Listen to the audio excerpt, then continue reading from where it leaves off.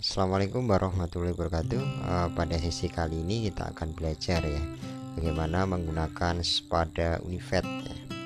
Nah, pada kesempatan kali ini nanti kita akan belajar menggunakan akun atau user dari dosen ya. Nanti kita akan bertindak sebagai dosen, kemudian kita akan mulai bagaimana melakukan activity pembelajaran menggunakan Spada Univet, tentunya pembelajaran via daring ya, mulai dari nanti membuat course kelas, kemudian penugasan, setting, atau mungkin membuat tampilan dari kelas kita akan agar tampil menarik, interaktif, dan mudah dipahami oleh mahasiswa tentunya. Oke, kita langsung saja mulai ya. Kita buka alamat www.spadaunivet.bantara.ac.id. Kemudian kita masuk, lari ke menu login di sini ya. Kita masuk ke menu login, kita klik. Nah, kita masukkan username dan password kita. Oke, kita login. Nah, ini merupakan tampilan halaman awal atau dashboard dari Spada Univet kita. Nah, ini saya bertindak sebagai dosen. Nah, di tampilan saya ini, di dashboard saya ada beberapa tampilan course yang saya miliki. Ada teknologi informasi dan 2, ada komputer, dan lain sebagainya. Nah, ini hanya uji coba saja supaya nanti apa yang saya sampaikan lebih mudah dipahami. Kemudian di sebelah sini itu ada set home, tampilan depan ya, kalau kita ingin melihat beberapa kategori atau masing-masing course di fakultas dan prodi yang sudah ada. Kemudian kita juga bisa pilih kalender. Di sini kita bisa tahu activity yang akan kita lakukan atau activity antara kita dengan mahasiswa. Misal tanggal 11 ini ada kuis atau ujian, UTS, dan seterusnya. Dan tentunya notifikasi ini nanti itu akan dilihat oleh kita ya sebagai dosen, kemudian dan juga oleh mahasiswa sebagai peserta atau partisipan di kelas kita. Kemudian kita kembali lagi ke dashboard. Nah, di sisi sebelah sini, nah ini ada perubahan language ya, atau Anda bisa melakukan perubahan bahasa. Kemudian di sini ada bahasa Inggris dan bahasa Indonesia. Sebelah pojok sini, nah itu ada saya klik ya, ini ada kolom menu ya, menu ada profile, grade, research, dan preference. Kalau preference tentunya berkaitan dengan ini ya, Anda mau melakukan beberapa pengaturan ya, baik pengaturan edit profile, change password, perubahan bahasa, editor preference, course preference, kalender, dan seterusnya. Ini terserah bebas. Hanya ini yang akan saya tampilkan bagaimana Anda merubah profil ya, ini karena ini yang paling mendasar. Oke, kita klik profile. Nah, di sini ini profil saya. Ini sebenarnya masih kategori sederhana, tapi minimal nanti bisa jadikan rujukan ya. Intinya gini, supaya nanti saat mahasiswa melihat profil kita, mereka oh ini dosen saya ini yang namanya X, ini aktivitasnya seperti ini ya gitu kan. Jadi kita juga bisa memperkenalkan diri kita menggunakan ini tampilan di Spada Univet ini kan. Di sini ada kolom di mana kita memperkenalkan atau mendeskripsikan diri kita itu siapa. Ya, bisa jadi Anda selain sebagai seorang dosen, Anda punya aktivitas lain yang memang boleh Anda tuliskan di sini dan berkaitan dengan akademik. Silahkan ya. Nah, jika Anda ingin melakukan perubahan, Anda tinggal klik icon di sebelah sini ya, ada ikon bergambar setting di sini, kemudian ada edit profile. Anda juga bisa merubah password ya, Anda klik change password. Oke, edit profile. Nah, di edit profile Anda bisa mengganti nama,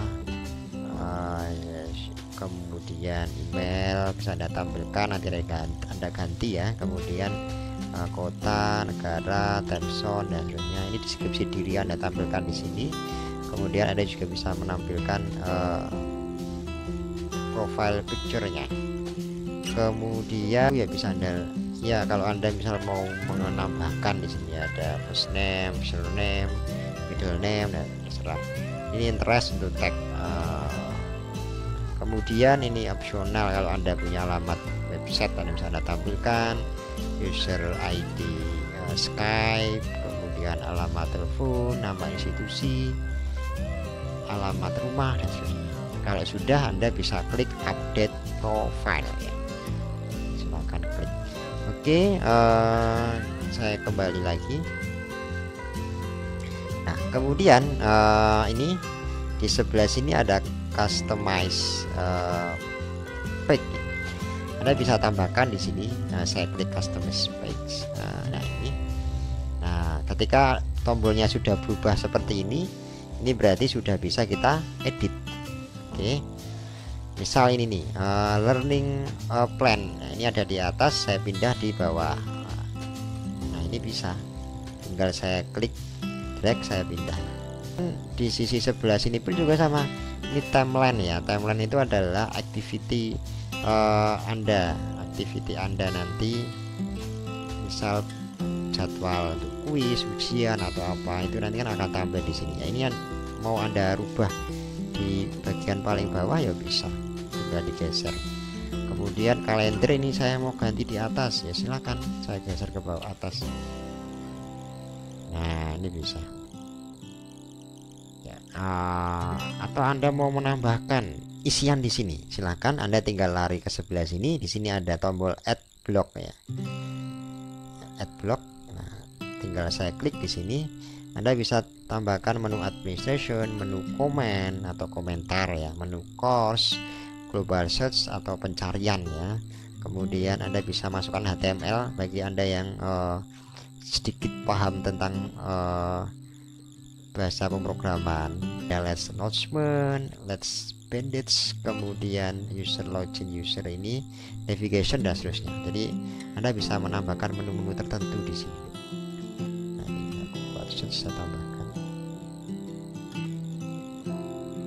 Ini ada global search ini. Nah, kemudian kalau saya mau menghapus lagi ya, saya tinggal klik pojok sini ya, kemudian delete ya. Are you sure? Yes. Oke. Nah, jika sudah puas Anda mengotak-atik ini atau mengatur posisinya, menambahkan blok, Anda bisa stop customize page ya. Nah, kalau sudah stop, tampilannya berbeda lagi, jadi sudah tidak bisa diedit. Kalau mau edit kembali, tinggal Anda klik customize page. Nah, karena tadi kita sudah tahu beberapa tampilan dan bisa melakukan editing, customize dan seterusnya, tahap berikutnya adalah kita akan membuat course ya, atau kelas ya. Nah, course atau kelas nanti kita analogikan dia sebagai mata kuliah ya. Jadi kan kita mengajar mahasiswa di kelas atau aktivitasnya, kemudian proses pembelajaran dan penilaian itu kan berdasar pada mata kuliah yang kita ampu, sehingga nanti kita course-nya kita buat sesuai dengan nama mata kuliahnya. Oke, sekarang kita mulai saja. Nah, ini kebetulan saya sudah punya beberapa course ya, atau beberapa mata kuliah yang saya ampu ya, dan di sini di setiap course ini ya ada mahasiswa yang masuk di situ, karena nanti aktivitas kita semua terikot di dalam kelas. Oke, sekarang kita mulai. Nah, kita masuk ke site administration ya. Nah, Anda lihat di pojok ini ada site administration. Saya klik. Kemudian, nah, ini ada tampilan seperti ini. Kita klik apa namanya, management course and category. Oke. Nah, ini ada beberapa course yang kita bisa pakai. Kemudian sekarang kita harus pilih dulu course kategorinya kita ada di mana.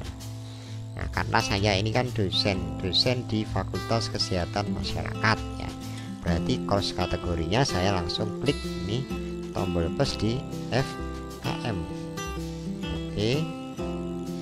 Nah, setelah saya pilih FKM, nah saya ngajarnya ini mana gitu, saya ngajarnya di mana. Misal mata kuliah saya ini mata kuliah Teknologi Informasi Kesehatan 6 ya, atau TIK 6, berkaitan dengan analisis perancangan sistem informasi kesehatan. Nah, mata kuliah itu kebetulan ada di prodi rekam medis, maka saya pilih yang prodi rekam medis. Tapi kalau nanti Anda memang ngampunya ada di prodi kesmas ya kesmas, kalau Anda ngampunya di fakultas lain di FE ya klik aja yang FE di prodi manajemen dan seterusnya. Nah, Nah, karena saya sudah memilih RM, berarti otomatis view course kategori and course-nya itu yang ditampilkan adalah khusus prodi rekam medis dan informasi kesehatan Univet. Nah, ini seperti ini kan. Nah, kebetulan ini ada beberapa mata kuliah yang sudah dibuat di sini. Sekarang kita tinggal buat baru karena saya ingin buat kelas baru di sini. Sekarang saya tinggal klik create a new course. Saya klik di sini. Nah, oke. Nah, di sini ada pilihan course full name. Berarti kan saya menuliskan kelas, nama kelas secara fullnya. Oke, saya ketikkan tadi misal tadi ya TIK 6 kan, saya tambahkan ini TIK 6. Course kategori tadi ya, di Fakultas Kesehatan Masyarakat dan Prodi Rekam Medis. Course visibility, nah ini harus disetting juga, jangan sampai salah. Kita pilih yang show. Kenapa? Agar mahasiswa nanti bisa melihat bahwa kelas ini tampil, dan nanti mahasiswa bisa join dan kita pun juga bisa mengundang mahasiswa masuk ke kelas tersebut. Oke, kemudian course start and date-nya kita pilih, misal ini perkuliahan semester genap ya, jadi anggap saja nanti mulainya bulan Maret gitu kan. Saya pilih bulan Maret 2021. Kemudian selesainya berarti course and date-nya, selesai perkuliahan tanggal berapa, misal anggap aja misal bulan Juli 2021 dan seterusnya. Nah, otomatis ketika nanti Anda setting seperti ini, kemudian ini dicentang ya, ini dicentang course and date-nya enable, otomatis ketika 23 Juli nanti berarti kelas ini sudah tidak bisa diakses ya. Yang masih ada, masih ada, dan itu ada di dashboard dosen kita, tapi mahasiswa tidak bisa lagi mengakses. Course ID number ini nanti sebagai kode mata kuliah. Misalnya ini kodenya ini saya buat seperti ini. Ini nanti silahkan diisi kode mata kuliah. Kemudian course summary-nya ini merupakan deskripsi mata kuliah. Ya, misal saya kasihkan di sini hanya contoh saja. Kemudian course image-nya, nah Anda bisa menambahkan gambar atau apa ya, semacam tampilan depan dari kelas yang Anda buat ya. Formatnya Anda bisa tambahkan. Nah, ini formatnya apa? Topik format atau ini single activity, social format kalau Anda ingin buat diskusi ya semacam. Kemudian topik format atau weekmat. Kalau topik format itu pembahasannya per topik ya. Kalau ini biasanya per pertemuan atau per minggu. Ya silakan, tergantung dari RPS atau silabus yang Anda buat sebenarnya. Kemudian number of sectionnya ini berapa kali pertemuan ya. Misal saya buat 14 kali tatap muka di sini. Kemudian ini tetap sama saja, ini tetap sama. Appearance-nya ini tetap saja, ini saya lewati. Nah, ini setting file and upload ya. Jadi nanti Anda menetapkan misal mahasiswa itu upload file maksimal berapa. Ini kebetulan ada beberapa macam, tapi kita pilih yang paling besar saja ya, 8 MB. Kalau dirasa sudah cukup melakukan setting atau pengaturan course, sekarang kita pilih save and display saja ya, untuk melihat tampilan kelas yang sudah kita buat.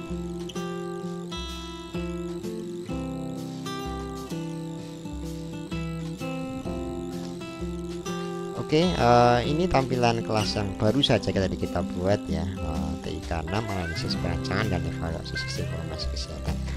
Nah sekarang, ini juga ada announcement sampai dengan topik ke-14. Sekarang kita akan melakukan editing karena ini masih kosong ya, masih kosong. Sekarang kita akan melakukan editing, bagaimana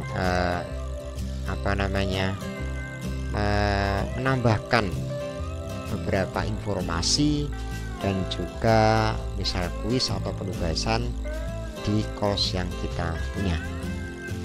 Pertama adalah kita klik pojok yang ada di pojok atas ini ya, kita klik. Kemudian pastikan bahwa sebelum Anda melakukan editing, klik turn editing on. Kalau Anda klik edit setting, berarti Anda setting kelas tadi ya, Anda kembali ke setting kelas tadi seperti saat kita tadi buat kelas baru. Nah, namun kalau Anda klik turn editing on, berarti Anda memang ingin mengedit tampilan kelas ini gitu kan. Sekarang karena kita ingin mengedit tampilan kelas ini, maka kita klik turn editing on.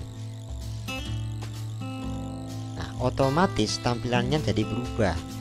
Semula tadi tidak ada edit, sekarang ada edit, ada tambah, ada simbol pensil dan seterusnya. Ini tandanya apa? Tandanya berarti ini course sudah siap untuk kita edit. Dan jangan lupa setiap kali Anda selesai mengedit, Anda klik turn editing off. Nah, editing pertama adalah kita edit ini namanya. Kita klik tombol pensilnya. Oke, kita kasih misal ini pertemuan ke-1. Setelah selesai kita tinggal klik enter saja. Tinggal enter saja. Nah, ini. Yang ini juga sama misal. Kita klik enter saja. Dan seterusnya sampai pertemuan-pertemuan yang lain. Oh, misal di sini nanti saya kasih topik ini evaluasi UTS. Ya silakan kita klik di sini. Jadi sesuai dengan apa yang ingin Anda masukkan. Hanya biasanya kalau untuk memudahkan, untuk membuat lebih terstruktur ya biasanya saya pakai pertemuan gitu, sampai 14 pertemuan. Tinggal nanti di masing-masing pertemuan itu saya isi, ada kuis, ada evaluasi, ada materi, ada pembahasan apa, oke terserah gitu kan. Oke, sekarang kita juga bisa ubah nih. Nah, ini diubah, di move. Nah, ini jadi di sini. Ini UTS-nya saya pindah ke atas, ini juga bisa, dan seterusnya. Oke, kemudian di announcement pun juga kita bisa tambahkan misal. Nah, ini saya ganti menjadi pengumuman itu. Ya terserah. Ya, terserah Anda. Kemudian setelah ini anggap aja ini sudah kita edit, sekarang kita ingin menambahkan beberapa activity di kelas ini. Pertama kita bisa tambahkan di sini. Nah, ini kita bisa pilih menu yang ada di sini, add an activity or resource. Kita tambah. Nah, di sini ada banyak pilihan. Pertama ada segmen. Segmen ini nanti untuk kuis atau penugasan. Penugasan. Kemudian ada chat atau chatting ya. Nanti kita bisa tambahkan chatting. Kalau kita ingin ada komunikasi antara kita dengan mahasiswa. Kemudian ada choice, pilihan, menambahkan database. Ini external tools, feedback ya. Kalau memang perlu ada feedback. Ada forum di sini kalau kita ingin diskusi kelompok. Kemudian glossarium, penambahan kalimat atau kamus-kamus atau singkatan-singkatan tertentu. Kemudian ada kuis di sini. Nah, ini ada Scrum package, kemudian ada survei dan lain sebagainya. Ini saya lewati saja. Kemudian tambahan resource di sini. Nah, Anda bisa masukkan ebook juga di sini, memasukkan file. Ya, file ini ya bisa berupa materi PowerPoint Anda atau PDF Anda, Word Anda, terserah. Anda juga bisa masukkan folder. Kemudian ini IMS content package, ini jarang digunakan. Kemudian ini label ya, Anda juga bisa menambahkan labeling atau judul, atau label ini bentuknya nanti semacam kalimat ataupun informasi yang ditampilkan di halaman kelas Anda. Kemudian page ya, ini Anda bisa menambahkan page ya kalau Anda ingin menambahkan alamat URL yang nanti bisa diakses juga di sini. Misalnya Anda mau mengembed file video dari YouTube Anda masukkan di sini tanpa harus mahasiswa membuka URL-nya dan langsung tampil di sini juga bisa. Atau URL ini jelas Anda copy paste URL-nya kemudian tampilkan di sini. Gitu. Nah, bebas URL apapun bisa. Nah, sekarang yang pertama kita akan tambahkan labeling di sini. Oke, saya tambahkan label di sini. Kemudian jika sudah, saya klik add.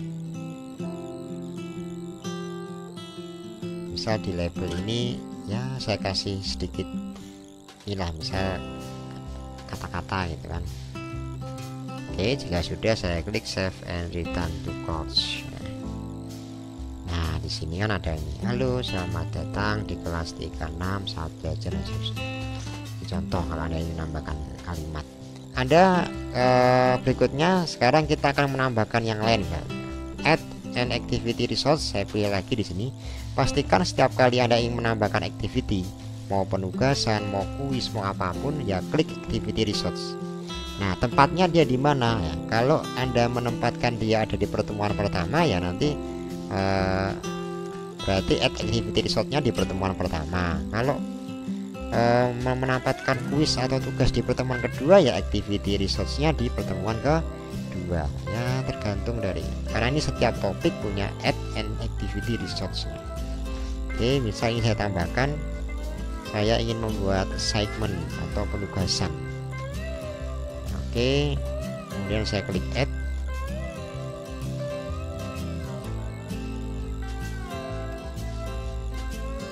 Nah, ini saya kasih penugasan misal. Nah, ini saya silahkan buat makalah. Saya ingin menambahkan file tertentu, misalnya Anda ingin buat format tugas atau format makalah, ya Anda upload juga di sini, silahkan. Kalau enggak, ya nggak usah. Kemudian ini diklik ya, display description on course page ya. Ini ada availability ya. Kalau kita pilih low submission, berarti submit tugas ini bisa dimulai sejak kapan ya. Misalnya kita mulai sejak tanggal 25 Desember, ya berarti otomatis kita klik enable, sejak ini bisa di allow atau di submit, langsung akan tampil di halaman dashboard dari masing-masing mahasiswa. Kemudian due date atau terakhir pengiriman, nah kita enable ini kapan, misal 1 Januari, otomatis kalau kita enable per 1 Januari pukul sekian, setelah lewat dari itu otomatis tugas tidak bisa kita upload. Kemudian remind me to grade ya, ini kita tampilkan juga ya, barangkali misal kita ingin menampilkan kapan mahasiswa bisa melihat nilai tugasnya gitu kan. Tapi kalau tidak ingin kita tampilkan, ya kita klik ini aja. Tapi kalau kita klik enable, otomatis nanti mahasiswa sudah kita janjikan kapan tugas ini bisa hasilnya bisa dilihat atau nilainya. Kemudian selebihnya ini ada submission file, ada maksimum submission file size-nya, ini ada 8 MB, bisa Anda rubah. Kemudian ini kita abaikan. Kemudian grade atau gradingnya, nilai maksnya lain kita abaikan saja. Kemudian kita klik save and display. Oke, ini masih seperti ini. Ini hidden from student no ya, karena nanti bisa dilihat oleh seluruh mahasiswa. Partisipan masih kosong karena belum ada yang mengerjakan. Submitnya berapa, net grade-nya masih 0, due date-nya kapan, dan time pengerjaannya ada 6 hari 3 jam. Kalau Anda ingin lihat all submission bisa ke gini, atau kalau ingin memberikan nilai bisa langsung klik di kolom grade. Karena ini belum, ya berarti belum bisa kita nilai ya. Oke, nah otomatis kalau sudah kita buat tugas akan tampil di sebelah sini. Oke, jika sudah, kemudian kita tambahkan activity yang lain, misal kita klik and activity yang lain, misal saya mau nambahkan chatting, silakan saya nambah chat di sini ya. Saya ini chatting apa ini, misal apa namanya, tanya jawab.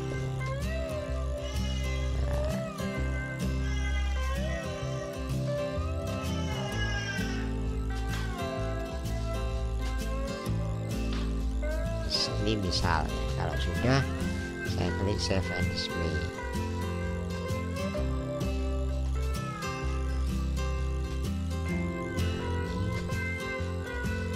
Ini nanti tampil di mahasiswa, nanti akan kelihatan misalnya mahasiswa siapa yang tanya gitu, nanti akan masuk ke sini. Kita tinggal buka saja. Ini kan kebetulan ini belum ada partisipasi, belum ada partisipannya ya, ini masih kosong. Kemudian kita bisa menambahkan activity yang lain juga. Misal kita ambil yang lain ya, misalnya yang survei. Ini silahkan, nanti kalau menambahkan survei kita bisa tambahkan file ya, kalau nanti misal kita mau upload materi. Ini add, nah, kita tambahkan misal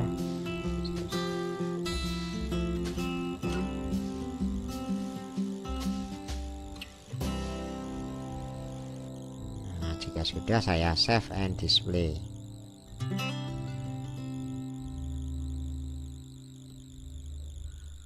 Nah ini kan, nah ini sudah tampak di sini file materinya misal. Kemudian saya tambahkan lagi, misal saya mau nambah apa ya tadi, segmen sudah. Oh ya, saya mau nambahkan URL misalnya. Ya, saya mau tambahkan URL di sini. Ini misal materi video. Nah ini saya masukkan, nah dari video YouTube ya. Setelah selesai kemudian kita klik save and display. Nah ini kan, nah seperti ini kalau nanti materi video. Kalau mau dibuka ya tinggal kita buka saja. Nah dia bukanya langsung lari ke alamat video tersebut seperti ini. Tapi kalau kita ingin menambahkan video di sini tanpa harus mahasiswa buka halaman baru kayak tadi kan, misal saya klik ini, mahasiswa klik ini kan dia langsung larinya ke YouTube ya. Nah kita pengennya nanti mahasiswa nggak lari ke YouTube tapi tetap di Spada, ini juga bisa. Caranya adalah kita tambahkan lagi add activity resource, kemudian kita pilih yang page ya, yang page. Jika sudah, kemudian kita tambahkan add.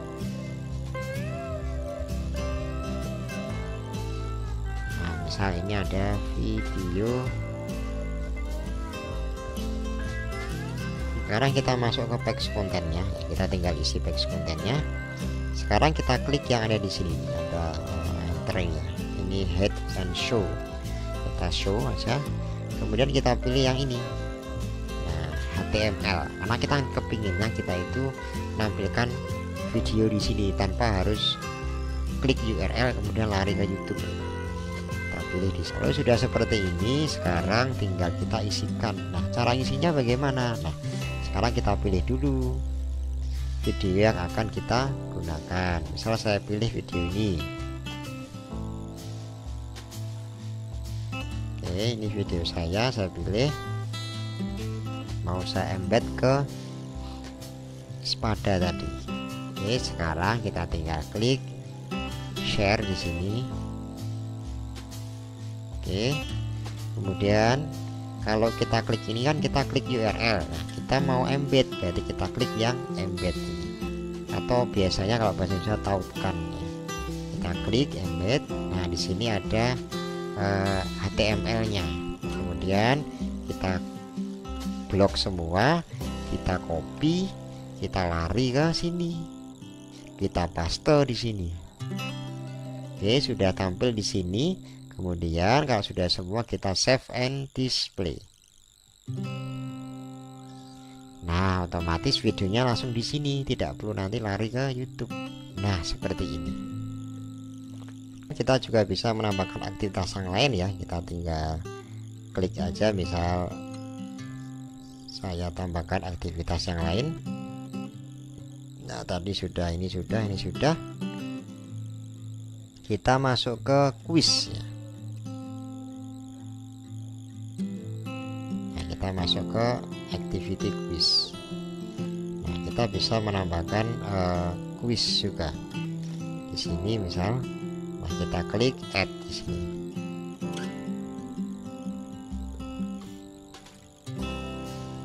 Nah, di sini kita bisa menambahkan beberapa quiz. Misal di sini ada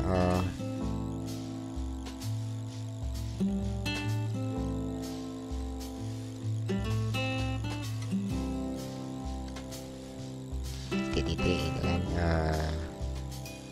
sekian ya. Kemudian timingnya kita pilihkan di sini. Nah, kita jangan lupa ini kita klik display ya, supaya nanti mahasiswa bisa melihat deskripsi dari kuis yang kita buat. Kemudian ini kuis kita open kapan, tanggal 25. Oke, kemudian kita close kuisnya, kita close kapan, enable, kita pilih misal Januari ya 2021. Ini ada waktu pengerjaan misal. Oke, kemudian kalau ini di enable otomatis sama ya, artinya kapan dibuka dan nanti ditutup pada tanggal sekian. Time limit kita enable, berarti maksimal mengerjakan kuis berapa, 30 menit. Artinya berarti setelah mahasiswa itu masuk ke kuis ini otomatis waktu berjalan, ini tidak bisa dihentikan ya, dia akan terus berjalan sampai dengan batas waktunya 30 menit. Kemudian grade atau gradingnya, nah kita kasih misal kemudian grade kategorinya ini kita klik on kategori, kemudian time allowed ya, artinya berarti berapa kali mahasiswa bisa mencoba kuis ini. Kalau unlimit berarti berulang-ulang, jadi misal saya ngerjakan salah, saya coba lagi bisa, saya ngerjakan lagi bisa, sampai nanti saya mendapatkan nilai yang terbaik. Karena di sini nanti akan ada grading method. Grading methodnya adalah si sistem nanti akan memilih mana nilai yang paling tinggi. Karena ini mahasiswanya unlimited ya, berarti saya satu mahasiswa bisa mencoba 100 kali, kemudian nanti sistem akan memilih mana nilai tertinggi, kemudian nanti akan dipilih yang terbaik. Tapi kan tidak mungkin kita mengevaluasi dengan cara seperti itu ya. Tapi ya silahkan kalau ada yang ingin mengevaluasi seperti itu. Bisa juga nanti kalau yang biasa berarti kan 1 kali ya. Namanya ujian kan berarti sekali ya. Jadi 1 kali mengerjakan nilainya berapapun ya berarti itulah yang nanti akan dipakai. Kemudian kita save and display. Nah ini. Nah kalau sudah seperti ini kan ini sudah ada nih kuisnya sudah kita setting, dibuka kapan, ditutup kapan, limitnya berapa menit. Nah tapi kan ini belum ada pertanyaan sama sekali, no question have been added yet ya, jadi belum ada question sama sekali. Berarti kita harus membuat pertanyaan gitu. Caranya bagaimana? Caranya adalah kita klik edit quiz di sini, kita klik, kita tambahkan pertanyaannya. Nah ini masih kosong ya. Nah kita bisa tambahkan pertanyaan dari sini, add di sini. New question berarti Anda buat pertanyaan baru dan belum ada. Kalau ini dari bank berarti nanti Anda import dari soal yang sudah pernah Anda buat, Anda masukkan ke sini lagi. Tapi dulu yang add new question ya. Nah di add new question kita bisa memilih beberapa pilihan nih. Pertama kita bisa pilih pertanyaan tipe multiple choice ya. Multiple choice berarti kan ada A, B, C, D, E dan seterusnya. Kemudian ada pertanyaan true or false ya, berarti kan dia benar atau salah ya, salah. Kemudian matching atau menyocokkan ya, jadi tipe-tipe pertanyaan yang menyocokkan, jadi pernyataan ini nanti disesuaikan dengan ini dan seterusnya. Kemudian short answer ya, atau pertanyaan yang pertanyaan singkat ya, dengan jawaban yang singkat. Kemudian numerical, isi itu yang panjang ya, terus di kasus misal kalkulator hitung-hitungan ini tidak perlu, ini kita lewati saja dan seterusnya. Nah, misal saya pilihnya yang multiple choice, ini saya add. Kalau ini berarti isian pertanyaannya misalnya pertanyaannya, kemudian ini default marknya ini 1 ya, berarti yang ini nomor 1.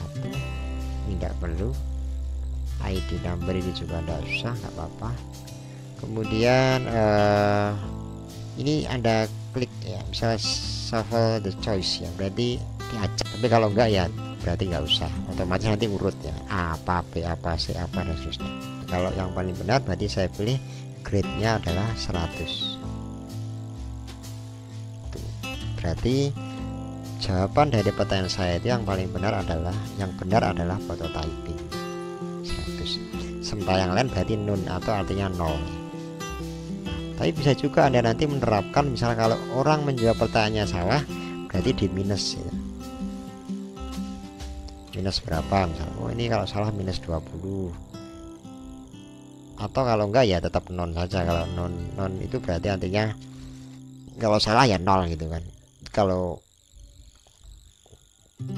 klik ini benar ya nilainya 100. Kalau sudah oh ini save change ya.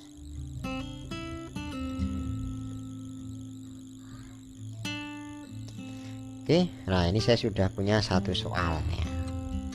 Kalau tadi saya membuat satu persatu, sama halnya kalau tadi saya mau add new question, saya pilih yang true false juga sama.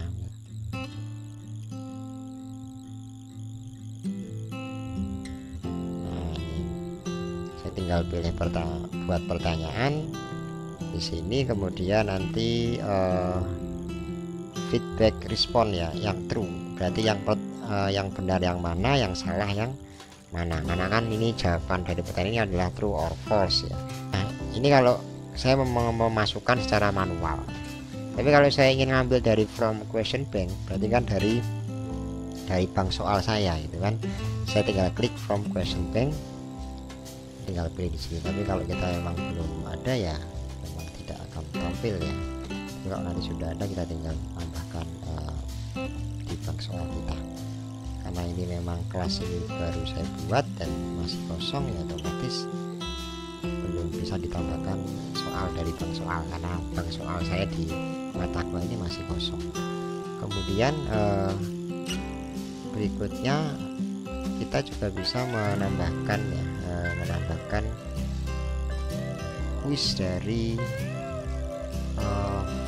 file lain di luar.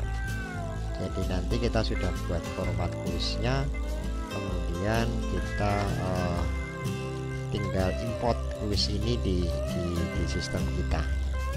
Tentunya file ini nanti format filenya adalah notepad ya. Nanti kita mungkin Anda sudah mengetikkan soal di Microsoft Word, kemudian nanti tinggal dipindahkan ke notepad, kemudian nanti format penulisannya disesuaikan saja, tinggal nanti di import kemudian bisa masuk ke sini.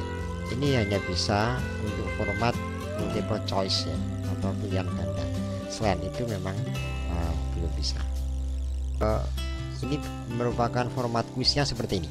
Jadi kita sudah punya format kuis yang dia dituliskan di notepad ya. Ya nanti kalau Anda sudah buatnya di Word ya tinggal dipindah saja. Ini baris pertama ini isinya pertanyaan.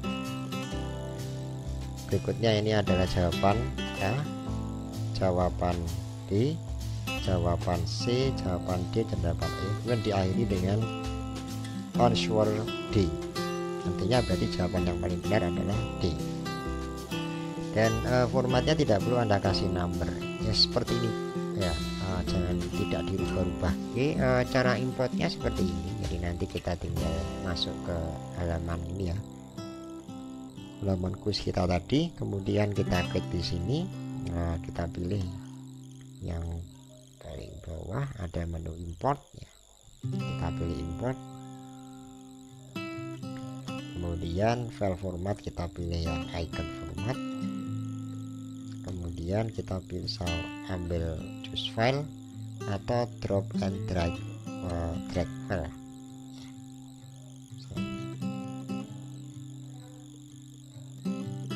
Jika sudah, saya klik import. Oke, ya, berhasil mengimport 10 pertanyaan. Kemudian saya klik continue.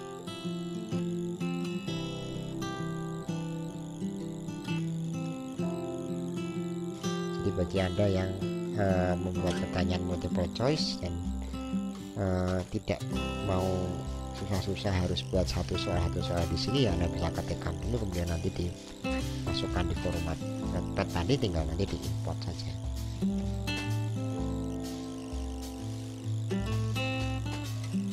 Oke, sekarang kita tambahkan kuisnya. Nah, ini tadi kan kita baru import ya, kita belum menambahkan di sini. Sekarang kita klik add di sini. Karena kita tadi sudah punya stock quiz, kita tinggal tambahkan from question bank. Oke, kita tadi dari ini ya. default kuis ke 1. Ini ada 11 pertanyaan. Oke, jika sudah semua, kita klik semua. Nah, kita pilih semuanya, kemudian kita select question to quiz. Nah, ini sudah semua kuisnya sudah masuk ke sini. Tinggal Anda klik shuffle atau tidak. Shuffle ini berarti diacak ya, nanti pertanyaannya diacak, tidak harus urut di nomor 1, nomor 2 ya. Jadi setiap orang, setiap mahasiswa ketika membuka soalnya ya nanti urutan soalnya akan berbeda-beda. Jika sudah, kemudian kita klik save di sini. Nah, otomatis kuisnya sudah tersimpan. Kemudian kalau kita ingin melakukan preview atau melihat kuis, tampilan kuisnya, kita bisa klik preview kuis. Ini hanya untuk melihat tampilan kuis kita. Nah, seperti ini. Pertanyaan. Nah, ini masuk bisa lompat. Pertanyaan berikutnya dan seterusnya. Ini ada time lapse-nya ya, karena waktunya terus berjalan. Otomatis berarti nanti kalau sudah habis ya kuis akan ditutup. Ini contoh saja. Kalau kita sebagai seorang dosen ini melihat hasil dari pekerjaan mahasiswa kita. Ini contoh, kebetulan sudah ada satu yang mengerjakan kuis ya. Item kuis ada 1 orang, kita tinggal klik saja di sini. Nah, kita bisa lihat di sini. Oke, misal ini ada yang ini. Kebetulan kalau yang mengerjakan 1 ya 1, nanti kalau mengerjakan banyak ya nanti akan ke bawah ya. Misal kita bisa tahu ini siapa mahasiswanya, emailnya, dia finish tidak mengerjakan, apakah dia mengerjakannya tuntas atau tidak, mengerjakan mulai kapan, complete-nya kapan, kemudian berapa lama dia waktu mengerjakannya, dan grade-nya berapa, nilainya berapa. Ini adalah nilai total ya, karena ini kalau maksimal dari 10 ya, ini nilainya 0, sekian.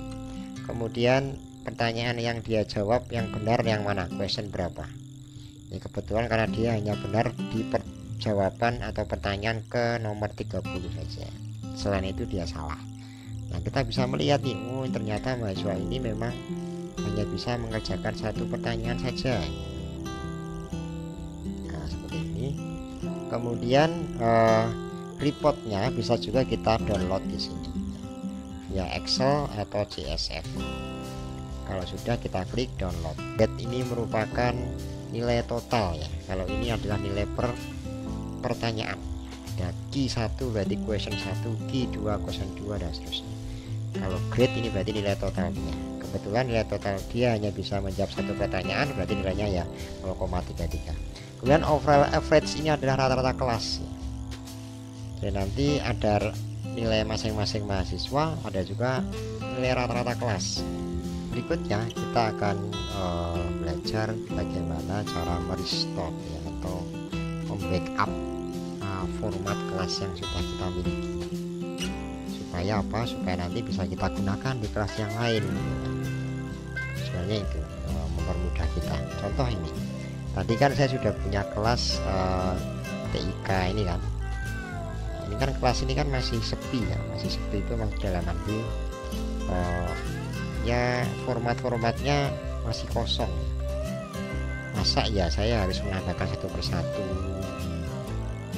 kemudian membuat format ulang lagi, kan sangat merepotkan ya. Kalau kita hanya ngajar 1 atau 2 mata kuliah, kalau kita ngajar lebih dari 5, 6 mata kuliah dengan SKS yang berbeda, saya kira sangat merepotkan. Dan saya kira biasanya setiap dosen juga memiliki format masing-masing dalam e-learningnya, di format pertemuannya, format penugasan, format kuis, format tampilan, format desain mata kuliah, dan sebagainya. Itu kan pasti semua dosen punya ciri khas masing-masing. Nah, sekarang saya kepingin format yang sudah saya buat ini nanti bisa saya pakai di beberapa mata kuliah, sehingga nanti saya tinggal editing saja, tinggal customize saja, tidak perlu harus membuat satu-satu dari awal seperti ini. Nah, caranya bagaimana? Caranya kita mulai lagi dari awal ini ya. Nah, saya akan pilih salah satu kelas atau course yang memang sudah lumayan lengkap dari saya. Nah, kebetulan ini course-nya sudah lengkap ya. Saya klik, sudah ada background latar belakang, ada format profil mata kuliah, ada format kompetensi dasar, deskripsi mata kuliah, pertemuan 1, ada kuis, deskripsi masing-masing pokok bahasan sampai dengan 14 pertemuan, dan format-format atau template yang lain. Nah, saya kepingin template ini nanti saya pakai di beberapa mata kuliah nanti akan saya ampu. Pertama adalah caranya kita klik di pojok ini, kemudian kita pilih backup ya, kita backup dulu. Oke, kita backup.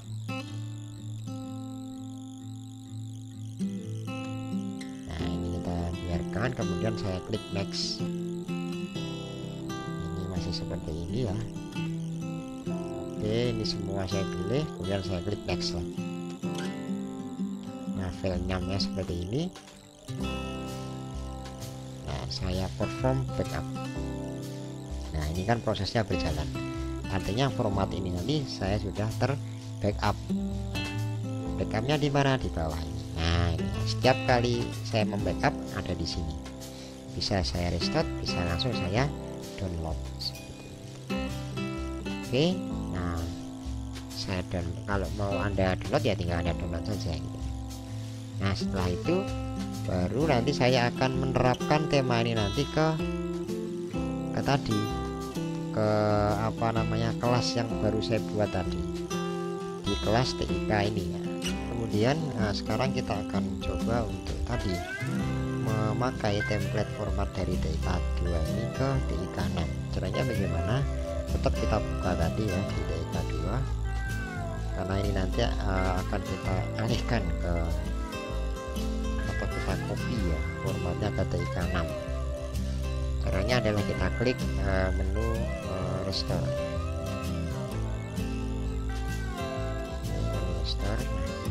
Kita bisa tadi file yang sudah kita backup tadi kita drag drop ke sini.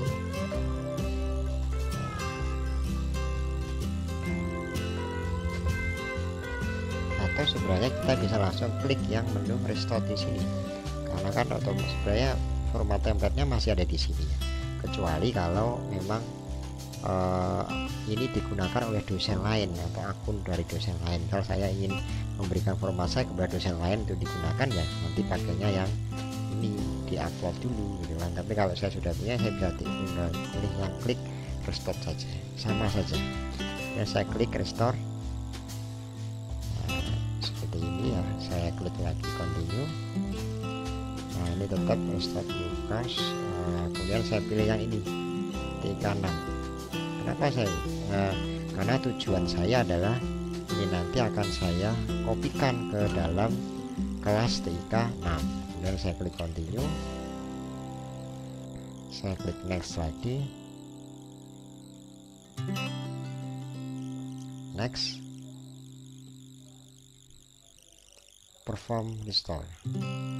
Nah, ini baru sedang proses. Oke, kemudian saya klik continue. Oke, saya sudah masuk ke kelas TIK 6 dan nah ini tadi kelas TIK 6 yang tadi sepi masih kosong, ini sudah terisi lengkap ya dari pertemuan 1 sampai pertemuan akhir. Hanya kan ini formatnya tinggal nanti kita sesuaikan. Ini kan masih profil mata kuliah masih TIK 2 ya, tinggal kita edit saja nanti, diedit. Kalau sudah nanti juga edit sectionnya atau mungkin edit yang lain. Nah, ini hanya untuk memudahkan kita ya, supaya nanti kita tidak perlu harus buat lagi dari awal, kita tinggal edit-edit saja. Kemudian terakhir kita akan menambahkan mahasiswa atau partisipan untuk masuk ke kelas kita ya. Caranya bagaimana untuk meng-add mahasiswa? Caranya adalah kita pilih icon yang ada di atas ini ya, dan kita pilih more. Oke, kita klik more, kemudian kita pilih user di sini. Nah, kita pilih enroll user. Oke, setelah kita pilih enroll, nah, kan masih kosong ya, ini masih saya saja sebagai dosen, saya belum ada mahasiswa atau partisipan yang masuk ke tempat saya. Sekarang saya tinggal klik enroll user di sini. Kita pilih di sini nih. Kalau ini select user ini per mahasiswa misalnya.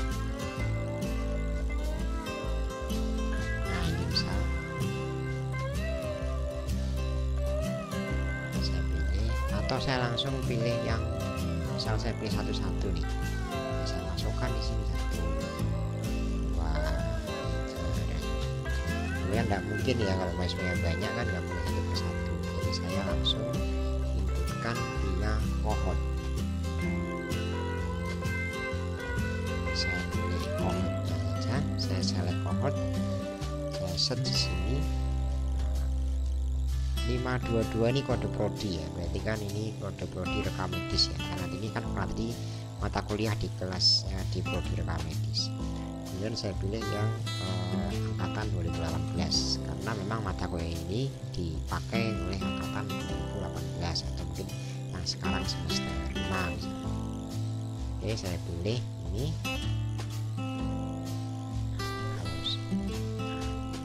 Sudah tampil ya, ini saya klik enroll user and code.